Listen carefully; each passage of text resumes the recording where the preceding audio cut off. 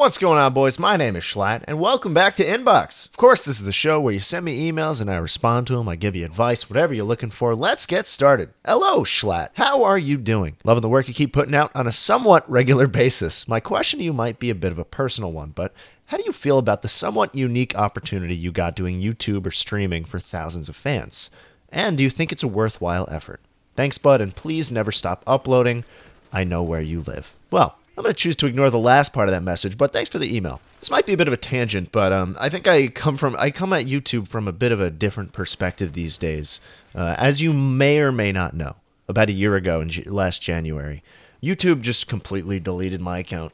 My channel was gone for like half a week, and I got no word, no explanation. I had done absolutely nothing wrong. My channel was gone, the videos were gone, everything was gone in the fucking snap of Susan Wojcicki's fingers. And that was the tipping point for me. I no longer wanted to be a big YouTuber. I don't trust this platform to provide a home for me anymore. I don't trust it to provide income for me anymore.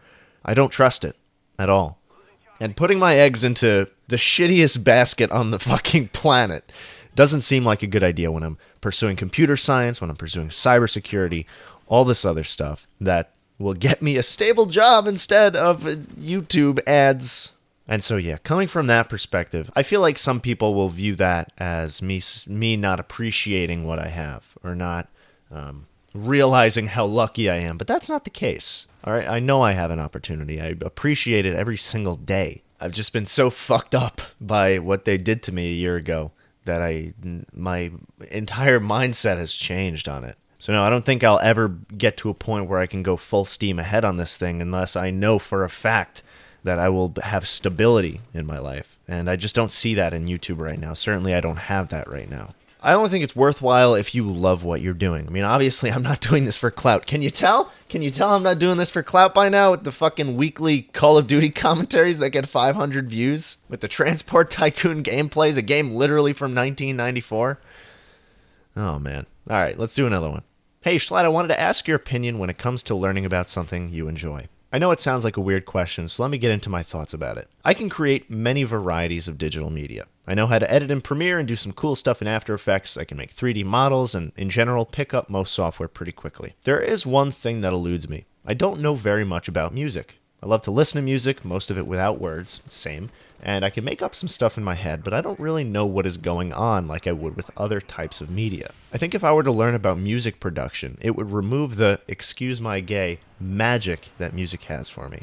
No, you're wrong. You're wrong. I disagree with you 100%. This is completely not the case. I asked a few of my music producer friends, because I have so many connections doing YouTube.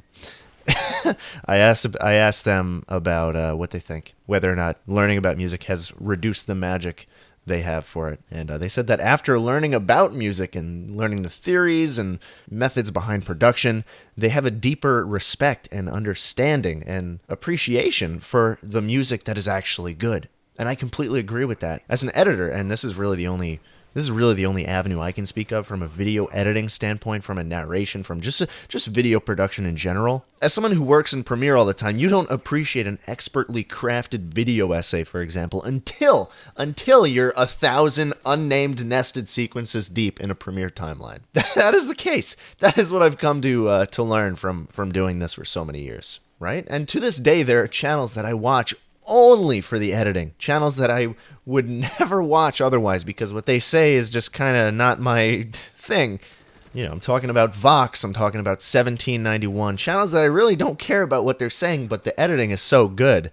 And I've taken so much inspiration from them and do take inspiration from them to this day that it's just like I keep coming back and I appreciate it so much more than I would have if I didn't know how tough it was. So do I think it's going to take the magic away from you? No, I don't think that's the case. If it's something you're interested, go for it. Don't let that hold you back. And I guarantee you nothing on this fucking planet will ever take away the magic of the Minecraft Volume Alpha soundtrack. All right, let's do one more. Out of curiosity, how would you describe your personal music tastes? I remember seeing your videos about Radiohead's OK Computer. So do you listen to a lot of alternative rock? Do you have any ideas on how you got your music taste? Sorry to flood you with questions, but music is something really interesting to me. All I really know about your music taste is that you're a dedicated Radiohead fan. Me too. Yeah, in general, I'm a fan of alternative rock. That's the stuff I listen to in the car when there's other people when there's other people around. But these days, the genre I listen to most has got to be just ambient video game soundtracks. I'm talking Minecraft.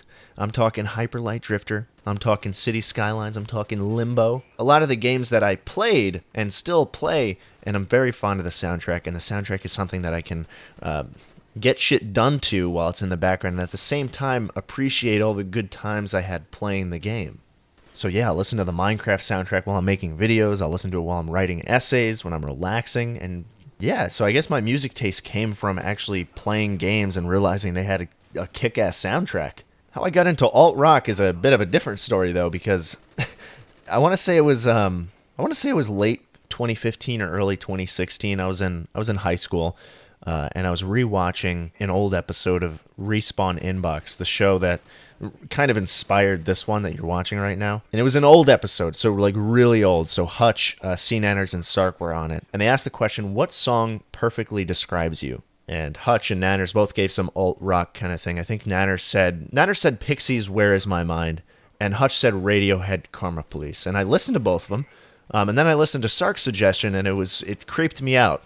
Scared the shit out of me. So I went back to Hutch and Nanners' suggestions, and I'm like, wow, this music is actually really solid. And at the time, I don't even know what the fuck I was listening to. Like, I was probably listening to electronic, EDM, Deadmau5. I don't know, man.